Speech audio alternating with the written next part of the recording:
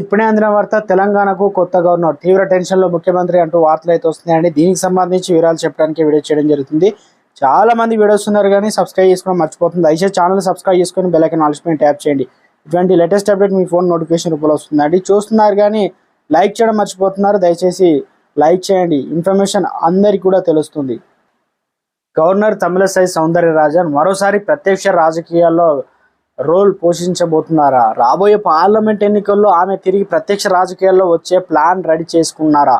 తాజాగా తమిళసై చేసిన వ్యాఖ్యలు అవుననేలా సమాధానం ఇస్తున్నాయి. ప్రస్తుతం తెలంగాణ గవర్నర్ విధులతో పాటు పుదుచ్చేరి లెఫ్టినెంట్ గవర్నర్గా వ్యవహరిస్తున్న తమిళసై, పుదుచ్చేరి ఎల్జీగా 3 ఏళ్లుగా పూర్తి చేసుకున్న సందర్భంగా తమిళసై నిన్న విలేకరులతో మాట్లాడుతూ, ప్రజాప్రతినిధిగా ఉండాలనేదే ఆశ తనకు ఉందని, లోక్సభ ఎన్నికల్లో పోటీ చేసే ఆలోచన ఉందని సంచలన వ్యాఖ్యలు చేశారు. ఎన్నికల్లో పోటీపై నర్మగర్భంగా మాట్లాడిన ఆమె ఈ విషయం ప్రధాని మోదీ, అమిత్ షాలతో తుది నిర్ణయం అంటూ తన మనసులోని మాటను బయటపెట్టారు. దీంతో నిజంగానే తమిళసై పై పార్లమెంటు ఎన్నికల్లో పోటీకి దిగుతారా అనేది జరిగితే మరి తెలంగాణకు కొత్త గవర్నరు రాక తప్పదనే చర్చ సాగుతుంది. మారిన పరిస్థితులు మళ్ళీ బ్యాక్.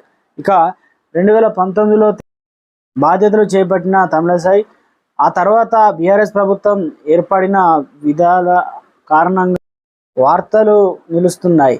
ఈ క్రమంలో ఆమె తీసుకున్న నిర్ణయాలు హీట్ డిసిజన్గా తావిచ్చాయి. గతంలో తమిళసై బీజేపీ కూడా ఫేవర్గా మాట్లాడారనేది తెలిసింది. మొత్తానికి తెలంగాణలో మరోసారి కొత్త గవర్నర్ ఇక రాబోతున్నారు. ఎందుకంటే ఆల్రెడీ లోక్సభ ఎన్నికలు త్వరలోనే ఉన్నాయి. బీజేపీ కూడా ఎలాగైనా సరే ఈసారి 10 స్థానాలు గెలుచుకోవాలని పట్టుదలతో ఉంది. ఇదే నిజమైతే తెలంగాణలో ఇక కొత్త గవర్నరు రాక తప్పదనే చర్చ కూడా మరోసారి జోరందుకుంది.